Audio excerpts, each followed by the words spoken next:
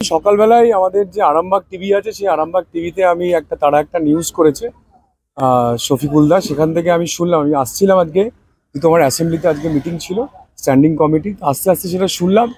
এবং সেটা শুনে মানে আমি তো যে বিস্ফোরক তথ্য ওখান থেকে পেলাম, যেটা আমি এতদিন ধরে পশ্চিমবঙ্গের মানুষকে বারবার বলে আসছি গত 2 বছর ধরে, যে দেব পুরোপুরি দুর্নীতির সঙ্গে যুক্ত। মানে এতদিন ধরে তার রাজনৈতিক গুরু শঙ্কর দলুই বলছিল যে সে 30% কাটমানি নেয়, এবং তারপরে ঘাটালের মানুষ বারবার আমাকে বলছিল যে উনি চাকরির নাম করেও টাকা তুলতেন, প্রত্যেক বছর টাকা নিয়েছেন।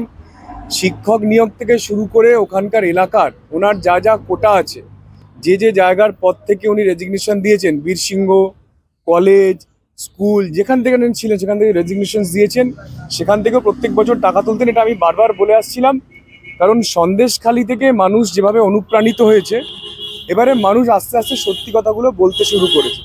এতদিন ধরে মানুষ ভয়ে ছিল, সন্ত্রাসে ছিল, কেউ দেবের মতো একটা ভগবান তুল্য নায়কের সম্বন্ধে বলতে সাহস পেতেন না।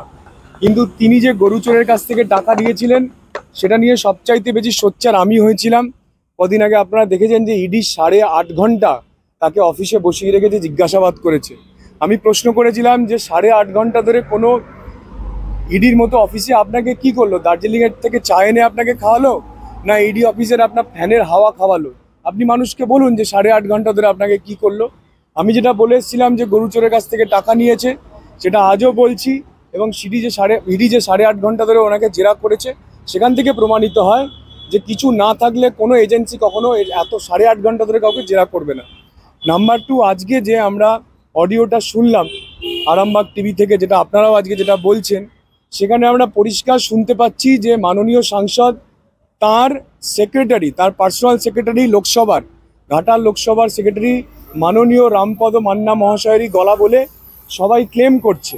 সেখানে যিনি বক্তব্য রাখছেন, যার সঙ্গে কথা, তিনি প্রথমেই বলছেন, রামদা আপনাকে যে চাকরির কথাটা বলেছিলাম সেটার কি হলো? অতএব এই রামদার সঙ্গে যে গলার আওয়াজ, সেই গলাটা রামপদ মান্নার বলেই মনে হচ্ছে। যদি রামপদবাবু অস্বীকার করতে চান, তাহলে আপনি কোর্টে গিয়ে প্রমাণ করুন যে এই গলাটা আপনার নয়।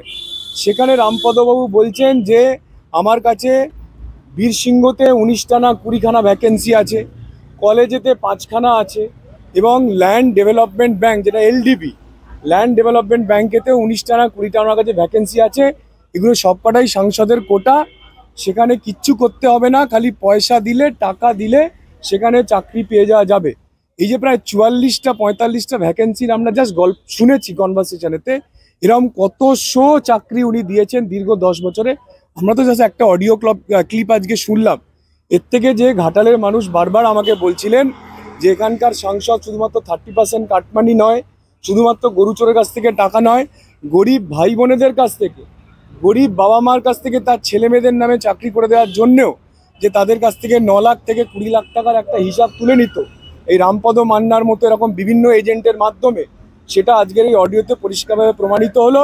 এবং যেটা আগের বারে শঙ্কর দলুই সত্যি কথা বলার জন্য তাকে সাসপেন্ড করেছিলেন, আমরা এবারে দেখতে চাইবো যে রামপদ মান্নার গলায় যেটা আমরা পেলাম, রামপদ মান্নাকে কি উনি সাসপেন্ড করবেন ওনার পিএস থেকে? এবং উনি কি এটা জানতেন না গত 10 বছর ধরে যে ওনার পিএ ওনার নাম করে টাকা তুলছে? এবং আমি যেটুকু জেনেছি যে ঘাটালের যারা যারা চাকরির জন্য টাকা দিয়েছিল, তারা ওনাকেও বলেছিল যে আপনার নামেতে আপনার পিএ আমার কাছ থেকে টাকা নিয়েছে, আপনি কিছু করুন। এবং উনি সম্ভবত বলেছিলেন যে হ্যাঁ আমি নিশ্চয়ই করে দেবো। তার মানে উনি সব জানেন, ওনার নির্দেশেই টাকা উঠছে, ওনার নির্দেশেই গত 10 বছর ধরে শয়ে শয়ে কোটি টাকা চাকরির নাম করে ঘাটাল থেকে মানুষ তুলেছে। সেই অডিও থেকে আজকে এটা প্রমাণিত হলো, এটা সত্যি হলো।